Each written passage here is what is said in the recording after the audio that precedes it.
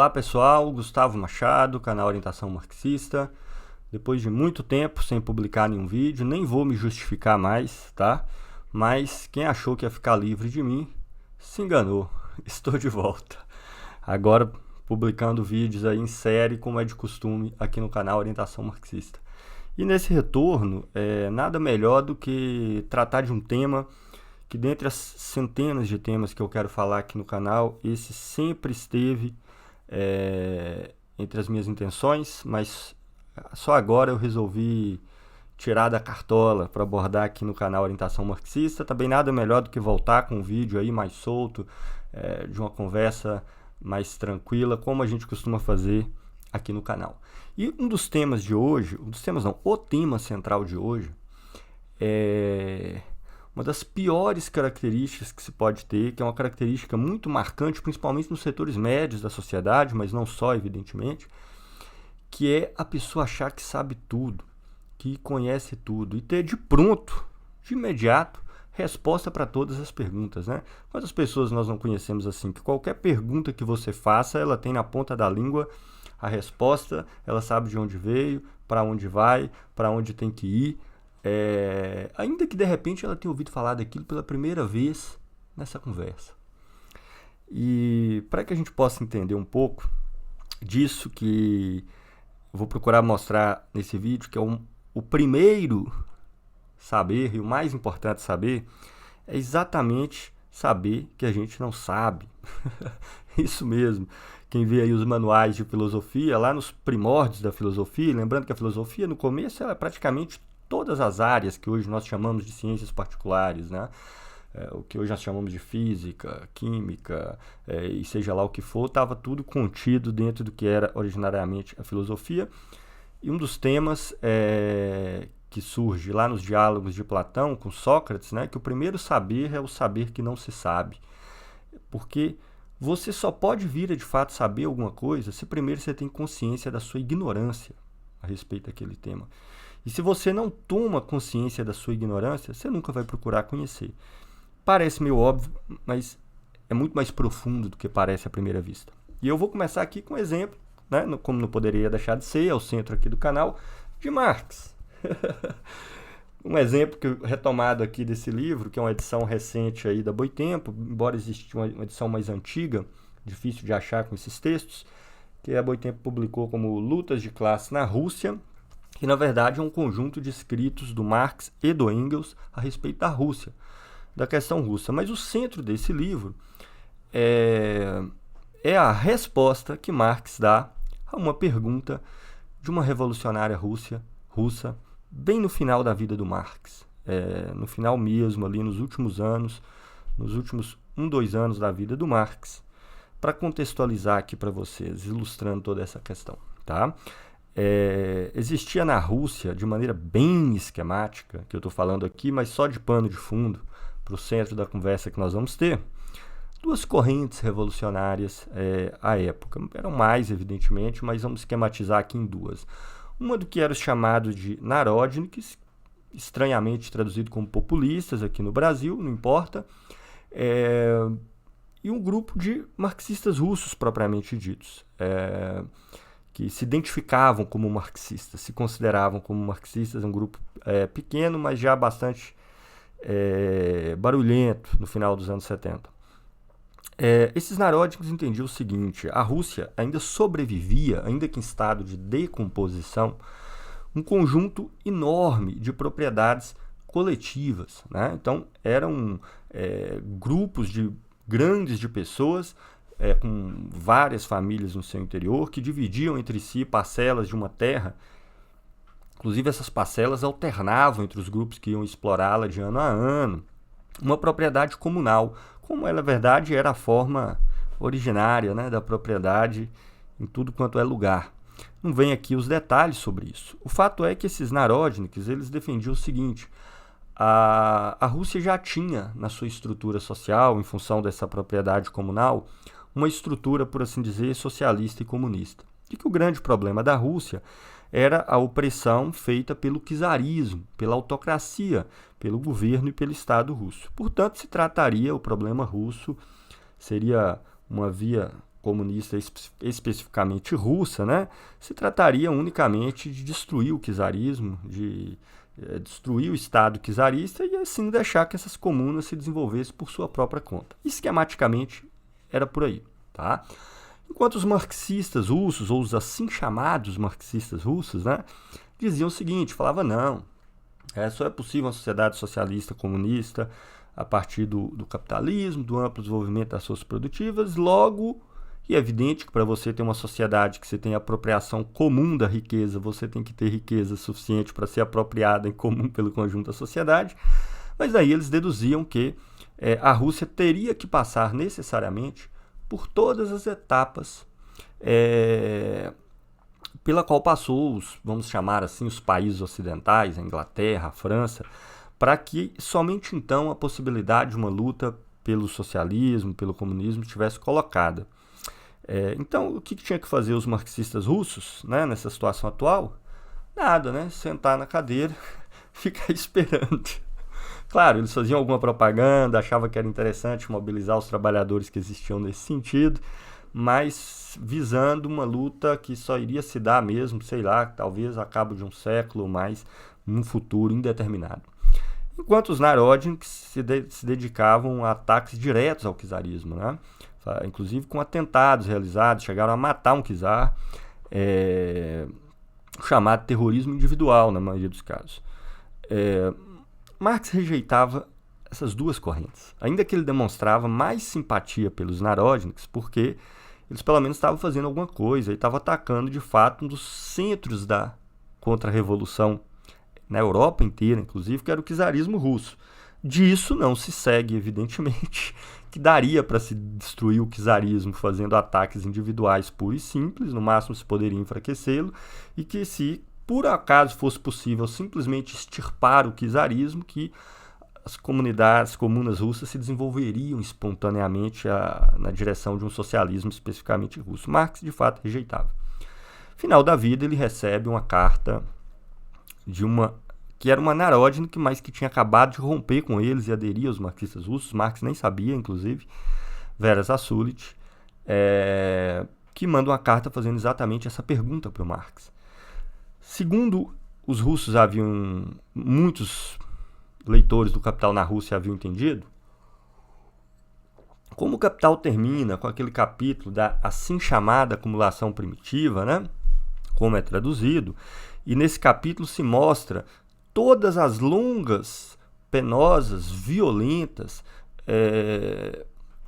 processos de expropriações que ocorreram ao longo da história para que o trabalhador aparecesse como proprietário só da sua força de trabalho e assim o capitalismo se desenvolvesse.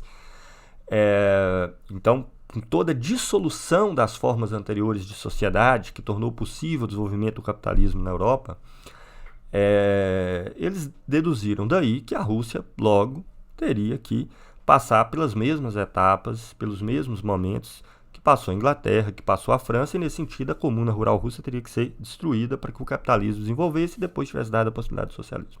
Pois bem, então essa era a pergunta da Vera Zasulich. Se a comuna rural russa que existia, com a apropriação comunal da terra, ainda que já bastante deteriorada nessa época, se ela teria que ser destruída ou se ela poderia servir de passagem diretamente para uma sociedade socialista e comunista. Pois bem, a resposta do Marx, depois de muito estudar o tema, e olha que essa questão já estava no horizonte do Marx muito antes dessa carta da Zasulich, porque, para surpresa geral, o Capital de Marx, quando publicado, teve mais sucesso na Rússia do que em qualquer outro lugar da Europa. Né? Na Alemanha levou uns 5 anos para se esgotar uma primeira edição de 1000 exemplares, e aí saiu a segunda edição. Na França levou 25 anos para se esgotar a primeira edição de 1000 exemplares do Capital. Na verdade, Marx era um grande desconhecido na França até a Revolução Russa. Na Rússia não, uma edição de 3.000 exemplares ela se esgotou em menos de um ano.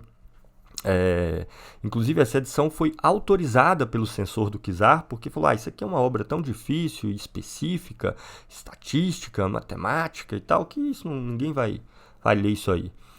E deixaram passar a obra. né? Depois eles voltaram atrás, mas já tinha vendido os exemplares. É conhecida a história de que o Capital de Marx, o livro 1, circulava na Rússia dentro da capa de uma Bíblia para não ser identificado durante décadas. Fato é que os russos leram, deram muita atenção ao Capital, houve muitas resenhas colocadas em jornais russos, respostas de liberais russos, muito mais do que na Inglaterra, na França e por aí vai. Então, o Marx, para responder essa questão, ele se pôs a estudar loucamente a Rússia. Por isso e também por outras razões, tá? Tinha alguns temas que interessavam ele estudar na Rússia, que tinha a ver com o conteúdo do terceiro livro do Capital, não vem aqui ao caso. Ele estudou tanto a questão russa que ainda não foi publicado, nem pelas obras completas em alemão, que está em curso aí há algumas décadas, 3.000 páginas de cadernos só de anotações de escritos sobre a Rússia. Inclusive ele chegou a aprender russo para ler no original, né? Vários textos, ou muitos textos que ele sequer tinha acesso em traduções. Essas 3.000 páginas de caderno escrito naquela letrinha do Marx, em impressão, vai dar muito mais do que isso. Se salvo engano, está previsto 6 exemplares na edição das obras completas, com mais de 1.000 páginas cada um, para contemplar todo esse material. E depois de tanto estudar esse tema, sabe qual a conclusão que Marx chegou da resposta à pergunta da Verza Sulit? E aí vocês podem ler aqui no livro para confirmar. Não sei. Marx, evidentemente, negou de maneira categórica, veemente, cabal, sem deixar margem para dúvidas, a ideia de que a Rússia teria que passar pelas mesmas etapas em que passou a Inglaterra e a França necessariamente, né? Essa interpretação que se segue aí dessas teorias universais da história que se criaram a respeito do Marx, que é tema que eu trato no meu livro, inclusive,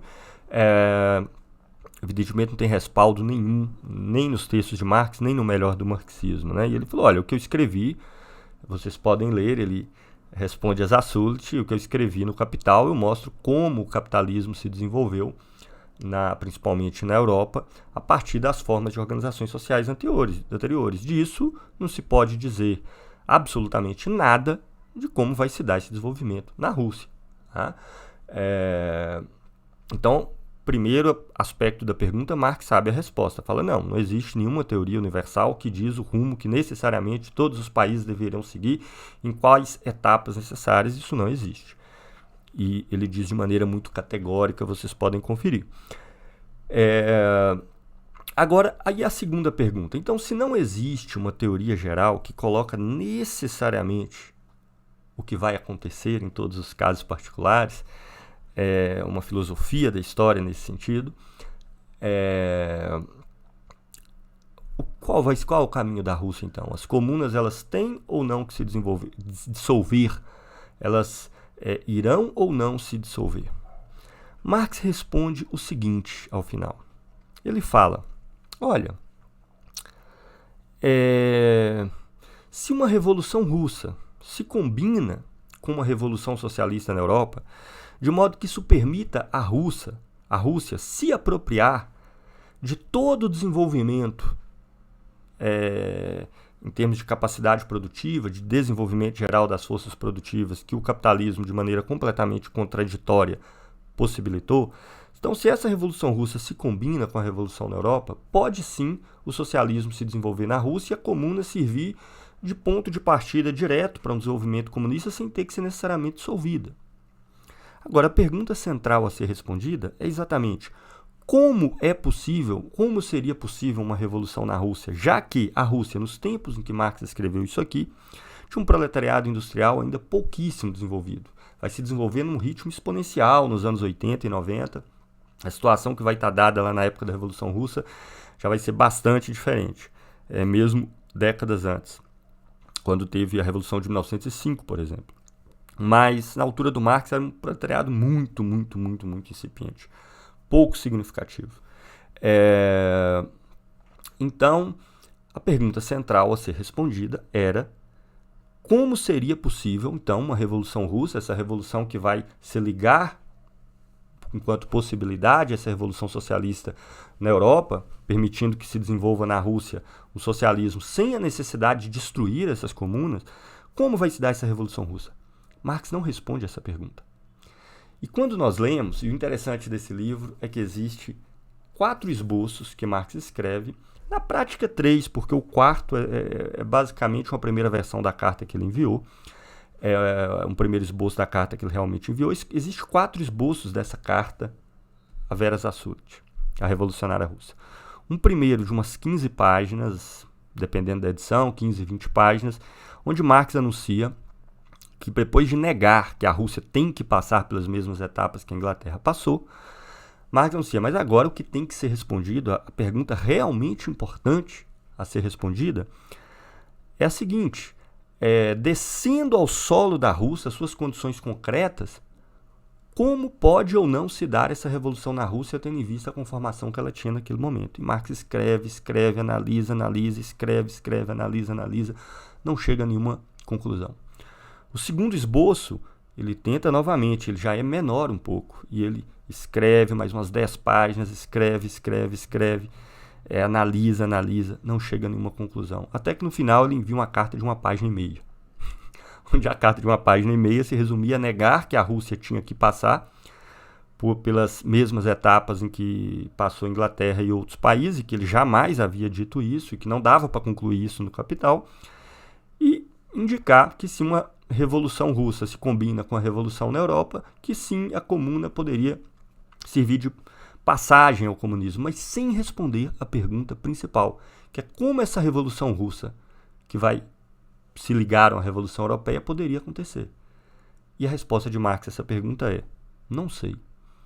Mesmo depois dele ter estudado exaustivamente tudo sobre a Rússia, inclusive ele se correspondia com historiadores e etnólogos, né, que vai ganhar esse nome depois, russos proeminentes. Um deles era até amigo, um dos mais famosos era amigo dele, ele correspondia frequentemente, ele aprendeu russo, escreveu mais de 3.000 páginas de caderno com a letra minúscula, só de anotações de escritos, de estudos da estrutura social russa. E ainda assim ele não conseguiu chegar a uma conclusão a respeito da resposta dessa pergunta. E a resposta é: olha, não sei como seria possível uma revolução na Rússia nesse momento, sob as condições que ela está dada. E se vocês analisarem o conjunto do percurso do Marx, vocês vão encontrar inúmeros momentos como esse. Sempre o princípio de uma investigação que ele faz não se dá a partir de uma solução mágica que ele achou, mas a partir de uma pergunta que ele não sabe a resposta. E é só depois de colocar a pergunta que ele não sabe a resposta que ele se põe a desenvolver, a elaborar e a investigar como essa coisa poderia estar acontecendo dessa forma. Nas revoluções de 48 e 49, que foi o primeiro processo revolucionário que Marx atuou de maneira direta, e inclusive editando um dos jornais, o Jornal Revolucionário, talvez o mais importante da Europa, em termos do alcance e tudo, pelo menos na Alemanha, com certeza. O jornal que ele editou, a Nova Gazeta Renana, tinha uma distribuição de funções. Marx tratava de certos temas específicos, principalmente de análise crítica de todas as tergiversações parlamentares que se davam em França e Alemanha, e vários outros temas eram divididos para outros autores. Por exemplo, Engels era quem escrevia sobre os processos de insurreição nacional que aconteciam em vários países do leste europeu, sobre influência ou não da Rússia. Esse era um tema que Marx não tratava, era Engels que tratava desse tema, porque evidentemente não dava para tratar a fundo de todos os temas e de todas as perguntas que se colocavam no interior do processo revolucionário. Vocês vão ver que todas as partes importantes do Capital, elas começam com uma pergunta a ser respondida, com um enigma, e não com a resposta. E quando a gente analisa as obras, os manuscritos preparatórios, nós vemos que essas perguntas é que deram origem à investigação. As cartas estão recheadas de perguntas que o Marx coloca e que ele não sabe responder.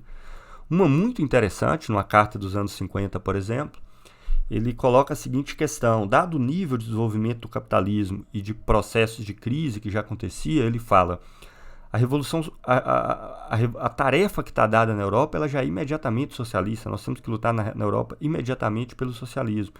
Mas ele se pergunta, mas em outras partes do mundo, como Estados Unidos, por exemplo, em que o capitalismo ainda está se desenvolvendo a todo vapor, não só se desenvolvendo no sentido de aumentar a produção e ter novas tecnologias, no sentido, inclusive, da sua relação com os outros países do mundo, no sentido de dissolver relações anteriores de produção e tudo. E aí Marx se pergunta, será que essa revolução socialista na Europa não poderia ser sufocada por outros países onde o capitalismo ainda está em desenvolvimento? Pergunta que ele coloca lá no século XIX. E resposta, não sei. Não sei a resposta. Claro que essas perguntas hoje, várias delas mudaram e surgiram outras, né? O capitalismo já abarca hoje o mundo inteiro. Um proletariado, seja ele predominantemente industrial, ou agrícola, ou extrativista, é desenvolvido em todos os recantos. Mas eu estou chamando a atenção disso aqui para vocês, para mostrar como esse comportamento de Marx, que eu estou colocando como ilustração, é exatamente o oposto do que é predominante hoje em pessoas de todas as vertentes e de todos os pensamentos, de achar imediatamente que tem resposta para tudo. E normalmente são jargões, esquemas, dogmas que a pessoa simplesmente assume como sendo verdadeiro e que serve como chave explicativa geral de tudo. Veja que os pressupostos que Marx assume, que eu estou discutindo lá no curso básico de introdução a Marx aqui no canal, são pressupostos que nunca colocam a chave explicativa de tudo, mas exigem que busquemos a explicação no interior dos processos. Isso é um tema muito importante, gente, muito importante. Inclusive, pela minha experiência em cursos de formação, isso foi um aprendizado que eu tive no instituto que eu trabalho, com pessoas de vários setores. Eu percebi de cara a diferença gritante que existia. Claro que isso não vale para as pessoas individualmente, mas é uma tendência geral, né? De quando eu aplicava cursos no setor operário, inclusive, sobretudo, com trabalhadores de base, metalúrgico, setor têxtil, enfim, os mais diversos, mineração, em setores mais intelectualizados, né? Por exemplo, era muito comum nos setores mais intelectualizados, não são todos, mas era muito comum o perfil das pessoas que acham que sabem de tudo e que elas vão no curso com o objetivo principal de mostrar a sua opinião. Elas não acreditam que tem nada para aprender ou acreditam só abstratamente. E cada intervenção que é feita é simplesmente para mostrar que ela sabe ou supostamente sabe sobre os temas A, B, C e D. É muito mais uma exibição individual do que qualquer processo de busca de qualquer resposta. Enquanto no setor operário, a característica geral que predomina completamente diferente, né? Veja, são pessoas que trabalham pra caramba, trabalho maçante, assediadas pelos gestores das empresas o tempo inteiro, fisicamente desgastante, na média com menor remuneração, ou seja, o cara não vai parar naquele curso para poder se exibir de forma A, B, C e D. Se for para isso, ela nem vai.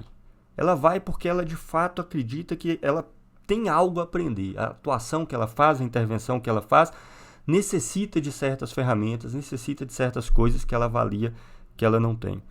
Surge aí uma característica curiosa. Primeiro, os cursos que eu mais aprendi foi com o setor operário. Os que eu mais aprendi. Porque quando as pessoas intervêm, não é para mostrar que ela sabe.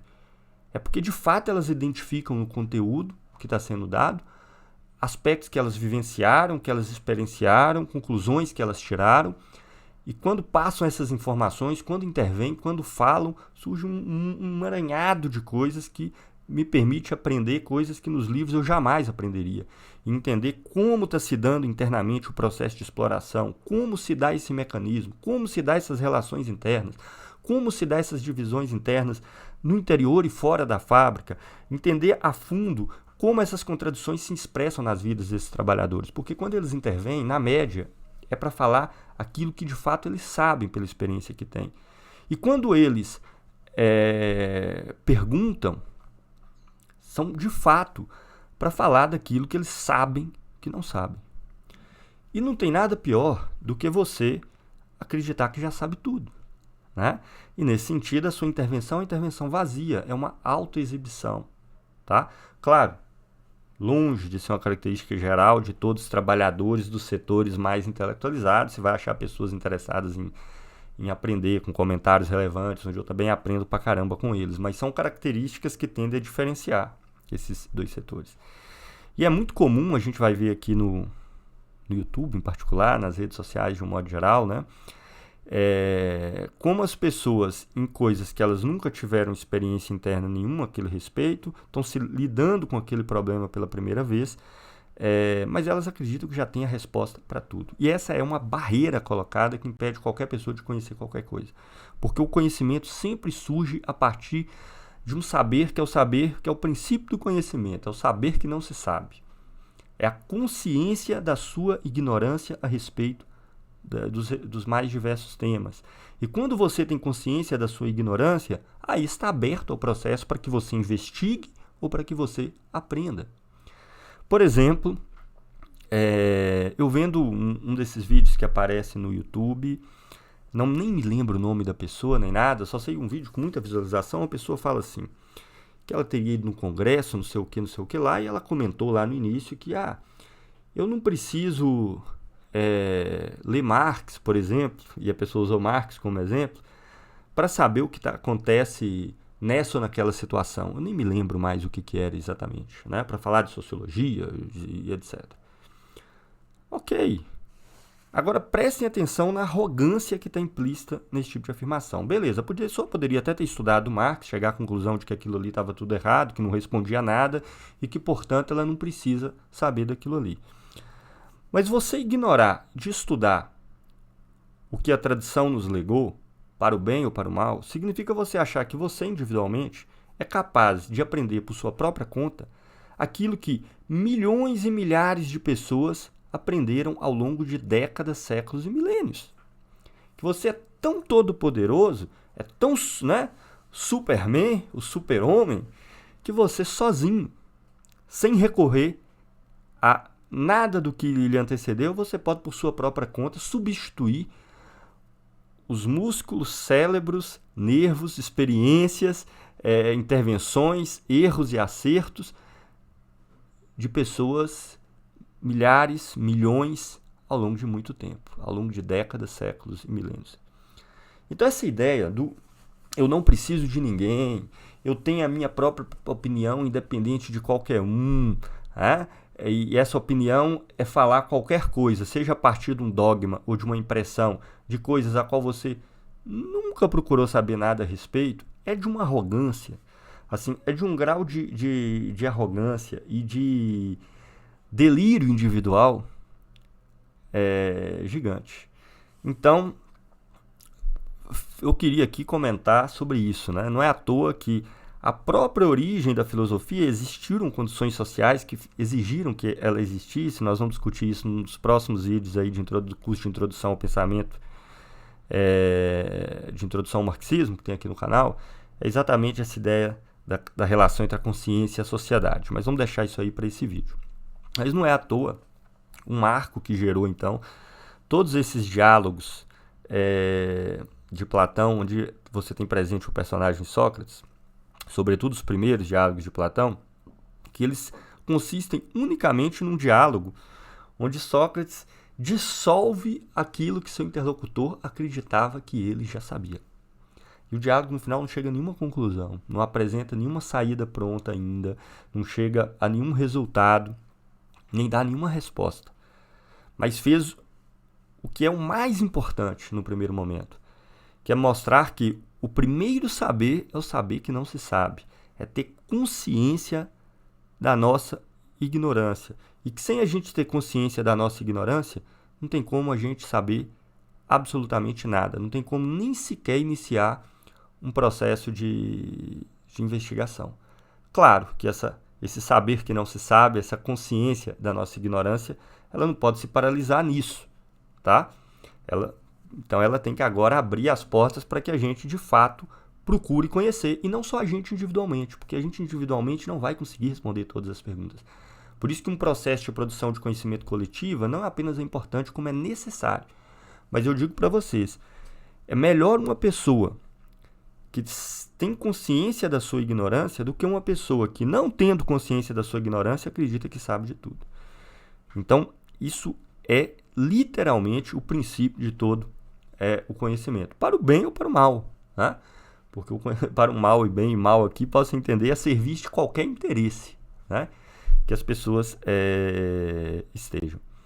Então, fica aqui essa dica. E mais, tá? Eu ainda termino indicando aqui uma última questão. Várias pessoas que acompanham aqui o canal falam sobre a dificuldade que elas têm, às vezes, de estudar, de ler, de se informar, como às vezes é maçante, né? Ler livros A, B, C e D, ler conteúdos A, B, C e D. E normalmente isso acontece pelo seguinte, porque a pessoa ela é movida no seu processo de conhecimento pelo desejo abstrato de ter conhecimento, de ter erudição e de saber. E todo mundo que estuda com esse objetivo, eu estudo porque eu quero ser o sabichão, vai fracassar. O estudo vai ser maçante, vai ser uma coisa insuportável. Insuportável. Vai ser uma tortura, né? Ler 50 páginas de um livro torturante, depois no dia seguinte eu me torturo lendo mais 50 páginas. É feito isso porque essas leituras são feitas sem ter nenhuma pergunta de base. Pergunta que de fato move a pessoa existencialmente, coisa que ela quer entender, que ela quer saber. O conhecimento ele só funciona de fato quando nós nos movemos baseado em questões, em perguntas reais, nem que for para depois a gente abandoná-las e chegar à conclusão que a pergunta estava errada e que tinha outra, que era a forma correta de colocar a questão. Não interessa.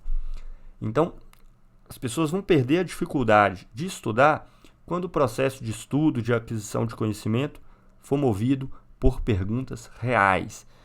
E mais do que isso, conhecimento não é só leitura, não é só estudo, né? Está inserido em certos meios, em certos contextos, em certas atividades, também é a fonte de conhecimento. E aí vocês podem entender, no exemplo que eu dei dos cursos lá atrás, que muitas vezes pessoas que de repente leram poucos livros ao longo da sua vida têm muito mais conhecimento do que outras que leram 100, 200, 300, porque essas leram 100, 200, 300 sem ter nenhuma pergunta motivadora, sem estar procurando resposta para nada. E no fundo acreditando que ela já sabe de tudo, que ela só está complementando as suas informações com outras, ou que ela só está reforçando aquilo que ela já sabe. Isso não serve para nada.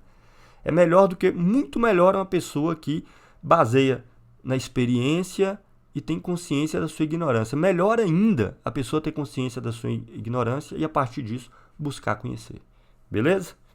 Então essas palavras que eu tenho aí nesse retorno, tô de volta, vai começar aí os reacts aqui do canal, os 2 cursos do Capital e de Introdução ao Marxismo, tudo isso vai estar de volta a todo vapor, no ritmo que eu conseguir a partir de agora. Um abraço e até o próximo vídeo.